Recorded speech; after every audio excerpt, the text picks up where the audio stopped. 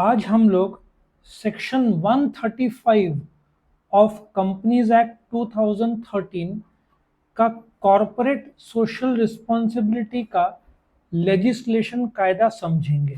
ठीक है, हम समझेंगे कि सीएसआर के रोल्स क्या है, एप्लीकेबिलिटी क्या है, सिग्निफिकेंस क्या है, प्रिंसिपल्स क्या है, बोर्ड ऑफ डायरेक्टर्स का क्या काम है, कब लागू होता है, ये सब कंसेप्ट समझेंगे। नाउ पहले तो आपको समझना पड़ेगा इसका एक्सक्लूसिवली सेक्शन क्यों डाला गया कंपनीज एक्ट में।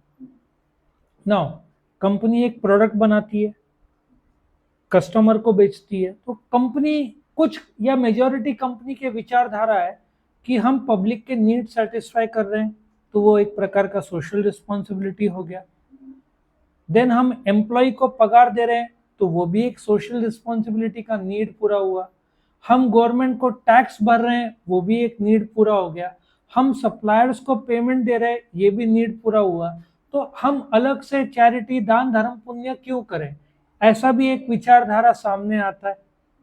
तो इसके वजह से बहुत सारे कंपनीज जो सोसाइटी के लिए अदर देन गुड्स या जो काम जरूरी है वो नहीं कर रहे थे, तो गवर्नमेंट ने कंपनीज एक्ट 1956 तो बहुत बड़ा कायदा था, उसमें कॉर्पोरेट सोशल रिस्पॉन्सिबिलिटी का इतना डेप्थ था भी नहीं, क्योंकि आज़ादी के बाद बना था, इतना सोसाइटी का सोचा भी नहीं गया था, और ये 2013 में प्रॉपरली इनकॉर्पोरेट किया गया। ठीक है, नाउ सबसे पहले तो आपको समझना पड़ेगा कि कंपनीज एक्ट 2013 पार्लियामेंट के थ्रू ये पास हुआ। ठीक है, और कंपनीज एक्ट 1956 में 650 कायदे थे।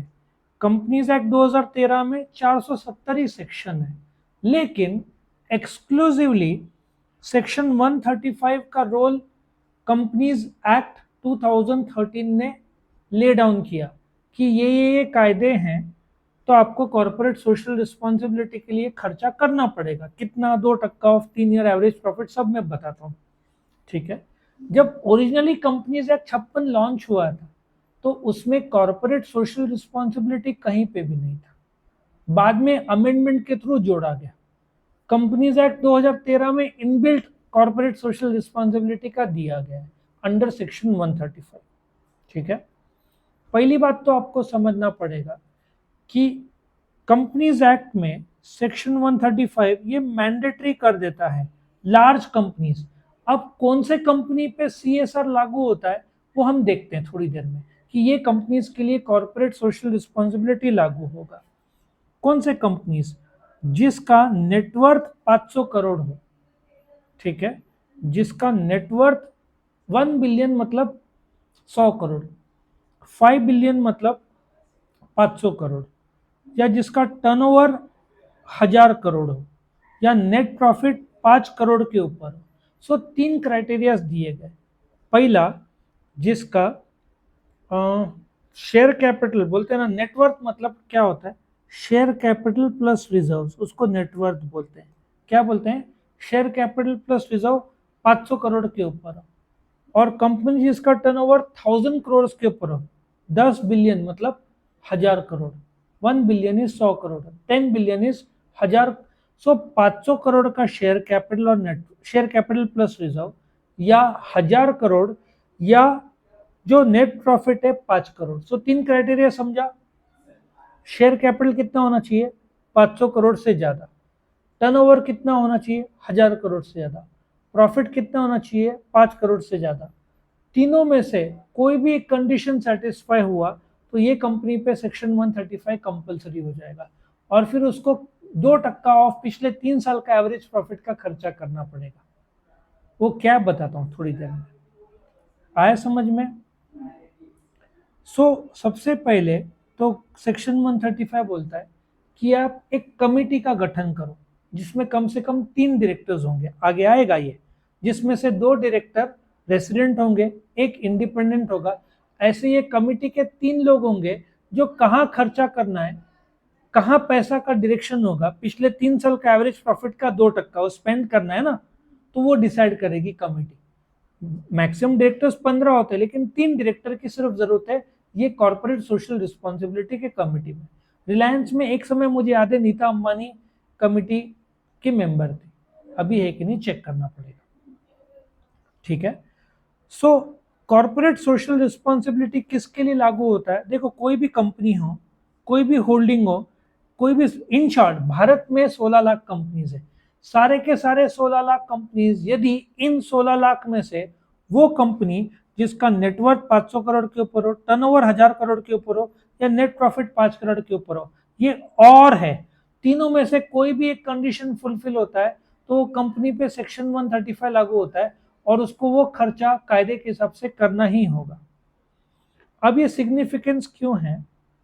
क्योंकि जो एफर्ट्स है कंपनी का टू इम्प्रूव सोसाइटी, सिर्फ गुड्स नहीं है, उन कुछ कंपनीज गार्डन मेंटेन करते हैं, कुछ गरीबों को पैसा देते हैं, उनका एजुकेशन देखते हैं, जिनके आंखें नहीं है उनको ब्रेल के बुक्स देते हैं, कान के ईयर के मशीन देते हैं जो सुनने के लिए, आया समझ में?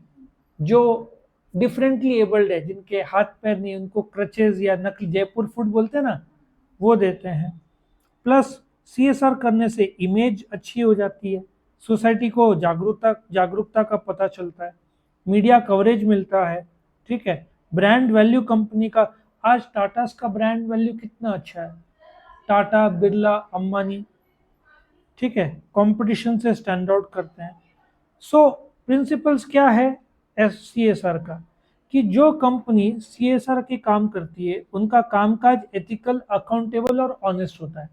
अभी सोचो, एक आदमी दान धर्म पुण्य करता है तो हम सोसाइटी के लोग क्या मानेंगे? आदमी अच्छा है, ठीक है, चोर चकार नहीं होगा, ऐसा मान्यता होगा, और मेजोरिटी में सच भी होगा, तो उनका गुड्स और सर्विस भी तो अच्छा होगा। जो कंपनी दान धर्म पुण्य करती है वो गुड्स का थोड़ी धोखा देगी कस्टमर पब्लिक को।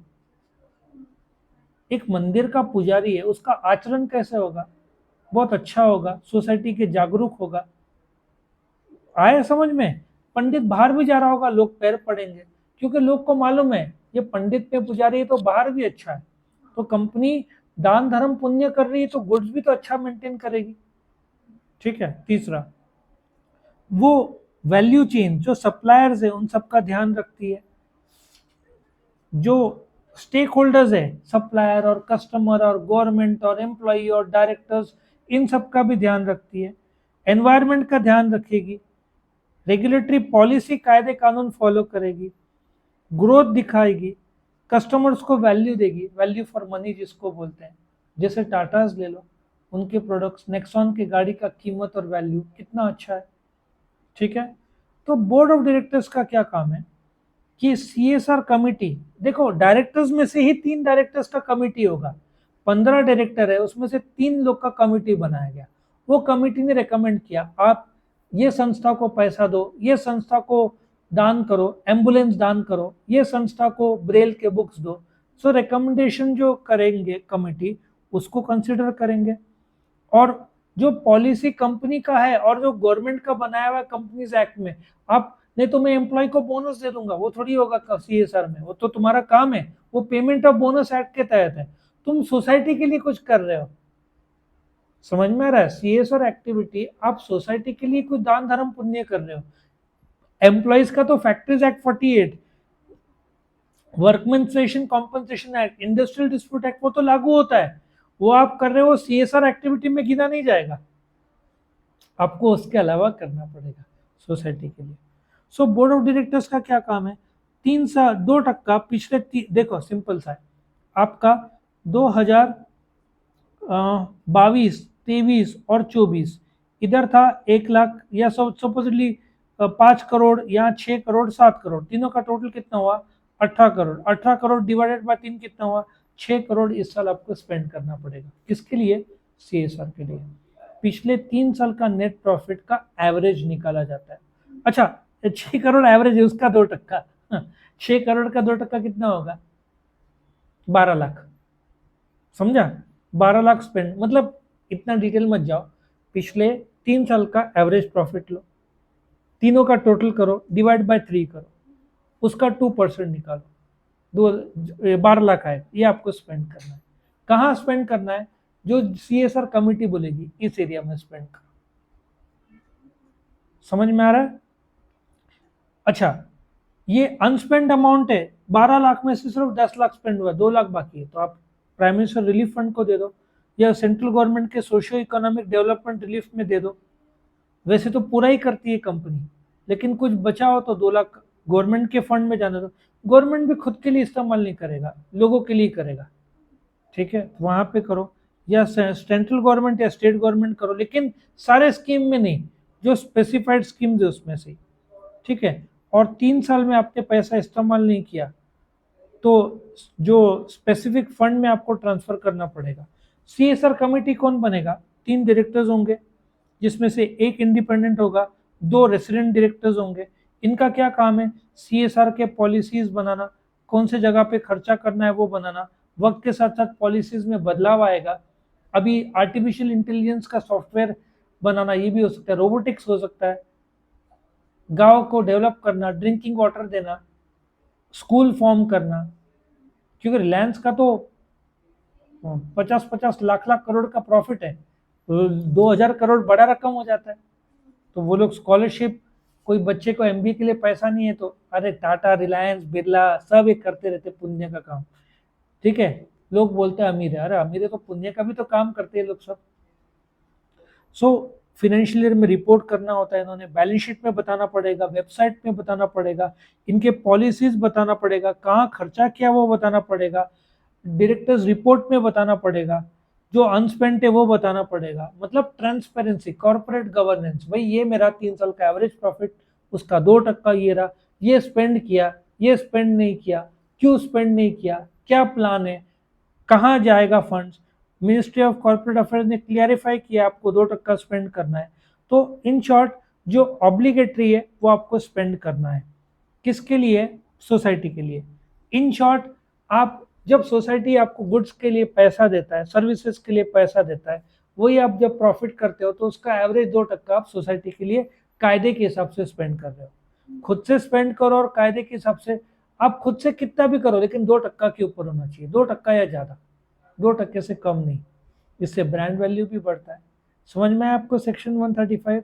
तो ये था 135। आप इस वीडियो के डिस्क्रिप्शन में जाओगे तो आपको अलग अलग वीडियोस मिल जाएंगे सेम सब्जेक्ट का, तो आप ज़रूर से देख लेना। Thank you for watching.